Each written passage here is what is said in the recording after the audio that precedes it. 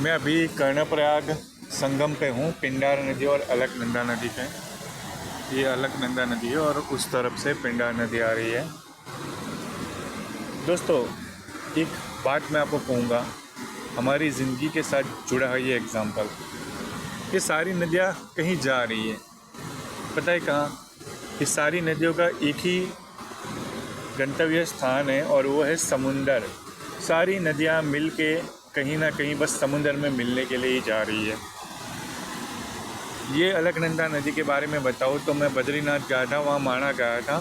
वहाँ 25 किलोमीटर ऊपर से जो ग्लेशियर है, वहाँ से ठंडे बर्फ़ का पानी पिघलता है और वो इन नदी का रूप लेकर यहाँ तक है और यही आगे जाके फिर पिंडार से मिलता है और देवप्रयाग में गंगा का रूप लेता है और गंगा 1700-1800 किलोमीटर दूर तक जाती है और फाइनली समुद्र में मिल जाती है।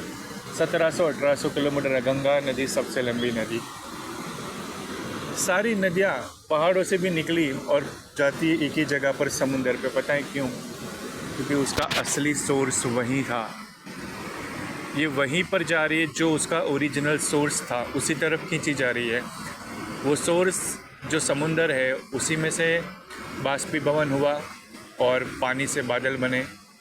वही बादल को हवाओं द्वारा आगे लिया गया, पर्वतों से टकराए, थोड़ा ठंडा हुआ, ग्लेशियर बने और पिघल के नदी बनी और नदी के रूप में वापस वही जा रही है जहाँ आई है।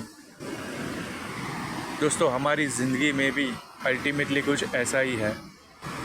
हम जिसे कहते हैं हम यानी हमारा मैं भाव, हमारा अहम, हमारा जीव, जिसे हम कहते हैं जीव, जो सब कुछ पकड़ता है, छोड़ता है, चिपकता है, लेट गो करता है, वो भी कहीं ना कहीं उसकी एक ही अंतिम गंतव्य स्थान है।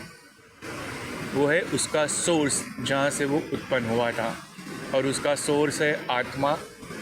जीव आत्मा और आत्मा परमात्मा के अंदर विलीन हो जाना चाहती है, राइट?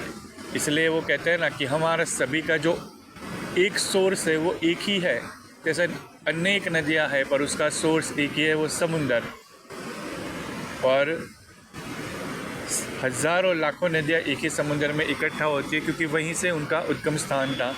उसी तरह हम सबका जो सोर्स है वो है परमात्मा, विराट अस्तित्व।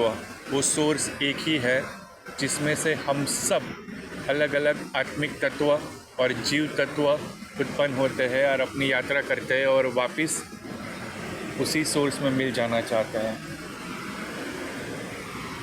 दोस्तों, अगर आपको इस वीडियो में कोई क्वेश्चन हो तो ज़रूर पूछिएगा।